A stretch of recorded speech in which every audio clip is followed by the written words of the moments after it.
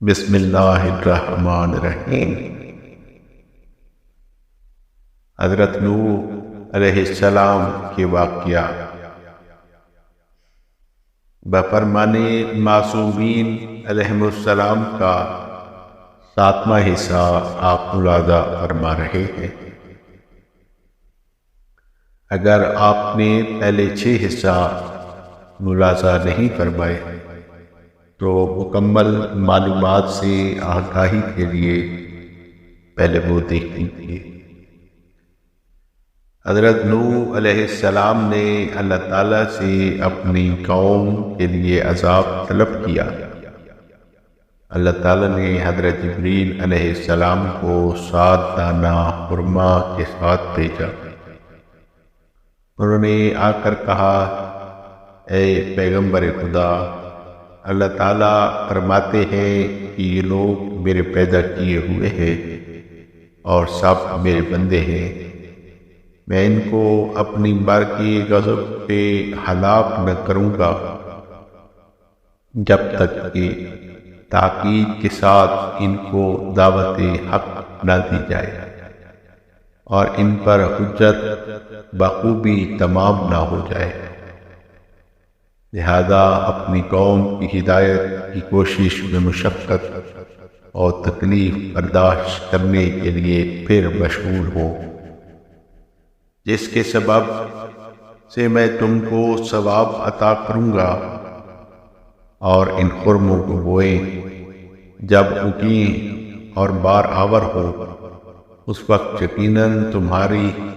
اور تمہارے قوم کی نجات اور رہائی ہوگی۔ اس سے مومنین کو بھی آگاہ کر دو جو تمہارے فرمان بردار ہے۔ غرض جب ایک زمانے کے بعد درخت اگے، بڑے اور ان میں پھل آئے اور پختہ ہو گئے تو حضرت نوح علیہ السلام نے اللہ تعالیٰ سے دعا کی کہ اپنے وعدے کو وفا کرے۔ اللہ تعالیٰ نے حکم دیا کہ درختوں کے خرموں کے بیج دوسری مرتبہ پھر بوئے اور اپنی قوم پر تبلیغ رسالت میں کوشش و تاکید اور تکلیفوں پر صبر کرنے میں پھر مشغول ہو۔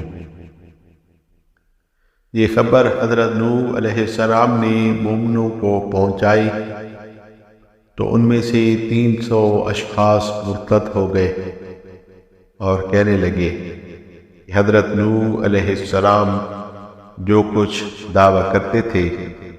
اگر وہ حق ہوتا تو ان کے پروردگار کا وعدہ غلط نہ ہوتا۔ اسی طرح ہر مرتبہ جب درختوں میں میوہ پیدا ہوتے تو اللہ تعالیٰ ان کو حکم دیتے ان کے بیج بوئے، یہاں تک کہ 7 مرتبہ ایسا ہوا اور ہر مرتبہ ان میں سے ایک گروہ جو ایمان لائے تھے مرتد ہوتے رہے۔ آخر میں صرف 70 اور چند اشخاص باقی رہ گئے۔ اس وقت اللہ تعالیٰ نے حضرت نوح علیہ السلام کو وحی فرمائی کہ آپ حق کی نورانی صبح باطل کی تاریخ رات سے ظاہر ہوئی اور خالص حق رہ گیا، اور اس سے غبار کفر ان لوگوں کے مرتد ہونے سے جن کی طبیعتیں خبیث تھیں دفع ہو گیا۔ اگر میں کافروں کو ہلاک کر دیتا اور لوگوں کو جو مرتد ہو گئے چھوڑ دیتا تو یقیناً وہ وعدہ سابق سچ نہ ہوتا جو میں نے ان مومنین سے کیا تھا جو تمہاری قوم سے مجھ پر خالص طور پر ایمان لائے اور انہوں نے تمہاری پیغمبری کی رسیمان کو پکڑا تھا۔ وہ وعدہ یہ تھا کہ ان کو زمین پر خلیفہ قرار دوں گا، ان کے لیے ان کے دین کو برقرار رکھوں گا اور خوف کو امن سے تبدیل کر دوں گا تاکہ ان کے دلوں سے شک برطرف ہو کر میرے لیے خالص عبادت ہو، لہذا کیوں کر ان کی موجودگی میں خلیفہ قرار دیتا۔ وہ جماعت اس بادشاہی کی مجھ سے تمنا رکھتی تھی جو میں مومنوں کو عطا کرنے والا ہوں۔ اس نعمت کی خوشبو ان کے دماغوں تک پہنچتی اور یقیناً اس خلافت کی وہ لوگ طمع کرتے اور ان کا پوشیدہ نفاق مضبوط ہوتا، اور اس بارے میں ان کے دلوں میں گمراہی اور ضلالت مستحکم ہوتی، اور وہ خالص مومنوں سے عداوت کا اظہار کرتے اور بادشاہی طلب کرنے، امر و نہی سے انحراف کے لیے ان لوگوں سے جنگ و جدل کرتے، پھر دین کا قیام عمل میں نہ آتا، اور مومنوں کے درمیان لڑائیوں اور فتنوں کے سبب حق منتشر ہوتا۔ اس کے بعد اللہ تعالیٰ نے حضرت نوح علیہ السلام کو حکم دیا کہ کشتی تیار کرے۔ دوسری حدیث میں ہے کہ حضرت نوح علیہ السلام 10 مرتبہ مأمور ہوئے کہ دانہ خرما بوئے، اور ہر مرتبہ جب پھل تیار ہوتا آپ کے اصحاب آتے اور ایفائے عین کے طالب ہوتے۔ جب وہ بار دیگر دانہ خرما بوتے ان کے اصحاب 3 گروہ ہو جاتے، ایک فرقہ مرتد، ایک منافق، اور ایک فرقہ اپنے ایمان پر باقی رہتا، جہاں تک کہ 10ویں مرتبہ حضرت نوح علیہ السلام کے پاس وہ لوگ آئے اور کہا، اے اللہ تعالیٰ کے رسول،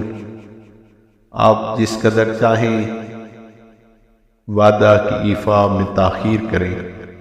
ہم آپ کو اللہ تعالیٰ کا فرستادہ اور راست و پیغمبر سمجھ چکے ہیں، اب آپ کی پیغمبری میں شک نہیں کر سکتے۔ تو اللہ تعالیٰ نے ان لوگوں کو کشتی کے ذریعے سے نجات دی اور باقی تمام قوم کو ہلاک کر دیا۔